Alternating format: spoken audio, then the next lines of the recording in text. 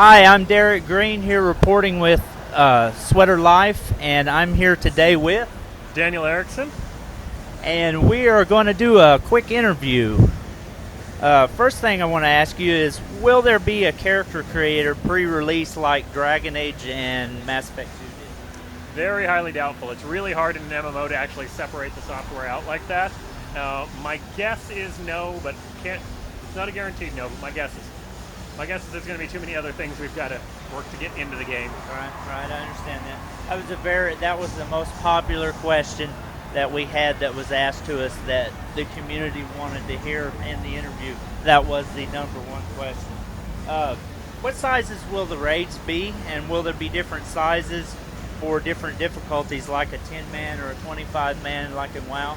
There will be different sizes for different difficulties. We don't know what the cap is yet. We're still doing gameplay experiments with it. So there's definitely, there's the 8-man, and then there's bigger than that. But what that bigger is, we won't know for a while. Right, okay. Will there be any dynamic content like Rifts and Rift, for example? I mean, are you guys planning on doing anything like that with dynamic content? No, not to sort of that level. One of the things we're doing, we do a lot of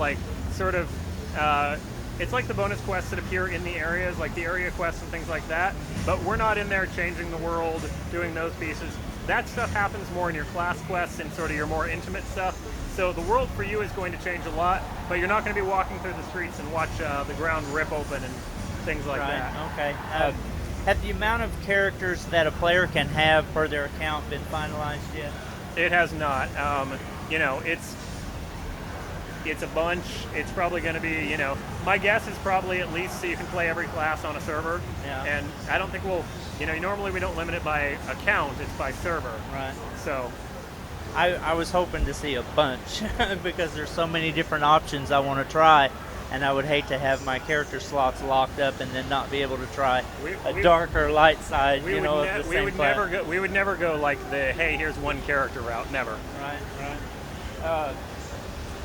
They were talking the other day about being able to punt characters. Is that going to be possible in a PvP type situation? What do you mean punt characters? Well, like, knockbacks off a cliff type of thing. Oh, yeah. Will they be able to do that in a PvP situation? Oh, yeah. And there's... all right. Sorry, Gabe. There's been some teases about a third war zone coming, and let me tell you... Yeah, I heard that just a minute ago. Oh, yeah. Oh, yeah. I heard that a minute ago. I'm really anxious to see that. Something on the character customization side. This is something a lot of our fans have been wanting to know. Will a player be able to change the look of their character after creation? Like maybe go into a barbershop type of thing, and be able to change after the fact the look of the skin or hair or tattoo or whatever? Probably not at ship. It's something we're fully in support of, but it's on the list of things that tech-wise probably not going to make ship. Is that on the wall crazy? It's less on the wall of crazy and more on the wall of almost. Almost crazy? Being I am also known as Sweater Crafter on Twitter, I got to get some crafting questions in here. Okay. What would I be a crafter if I didn't at least try? Let's say you have your main character on a server. What about your alts? Will they be able to pursue different crafting specialties? Of course. In fact, one of the things that always really works with that is when you get into hypercrafting, and that's I'm the same way. It's very, very possible that you're going to end up with support crafters. Right. And in fact, if you're moving money around, one of the things that's interesting is because the mission systems on your crafting lets you run gathering missions. So although the gathering missions are expensive and you're not always sure what you're going to get from them, it actually means you can have somebody running these sorts of missions who doesn't actually have to be out into the world and out into the areas they are. So people who tend to run big sort of all of my alts are supporting my factory. It actually works pretty well for it. I'm somebody who, back in the Dark Age of Camelot days, was actually a dedicated crafter. Like, that's all I would do. I know exactly what you're saying. And I'm actually a big supporter of the idea that you don't always have to be in the combat. You don't always have to be, like, if I want to do that, like, let me do that. Let me do that game. You got to get up high enough to get your crafting. You got to get your ship. But after that, go craft. Well, the way the system is designed now, the way it looks like it could get really complex with like the offline skill quo, is that going to be possible that your alts can run the offline skill quo also for crew skills? I mean, or is that just something that's tied to your main account, your main? No, it's Will you be able to access that on all characters? You could have up to, I believe the crafting stations support 5, so you could have 5 companion characters on each one of your characters, all running offline missions. You could be the guy who logs in every day just to go through all your characters, give everybody jobs, and then go away. Well, that's I'm glad to hear that, because the offline skill quote system is very similar to a mechanic that we had in Eve, and that was very addictive. I loved it with the skill.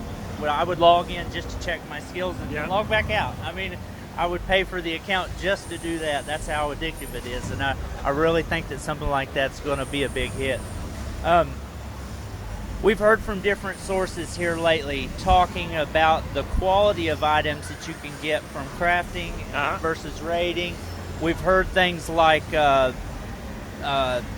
raiding will be the best in slot items, crafting would be secondary, and then I've also heard from a different source that crafting would have some of the best in slot items also.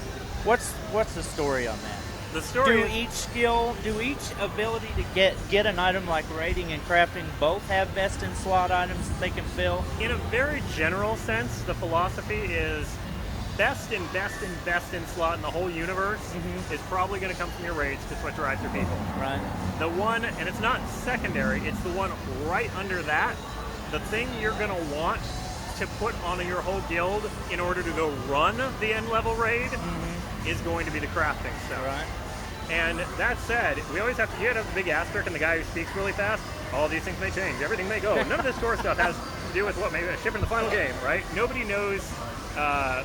Nobody actually knows what it's going to be, because we've got 1,000+ people in testing it, and stuff changes constantly.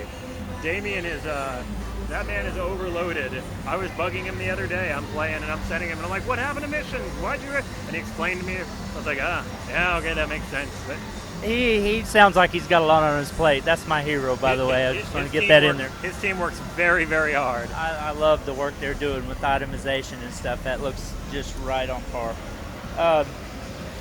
Let's go with something for a last question that a lot of people's been asking. That's just kind of fluff, but we'll ask anyway. Will we be able to get like a vanity pet? Can I have my own like Kawaki, a monkey lizard or something running around following me, or is that the role designed to the companion? I mean, companions are definitely not vanity pets. I mean, I realize that, but I mean, and we like vanity pets, right? That's all I can say. Okay, cool. Daniel, I appreciate the time. Thank you very much. Thank you.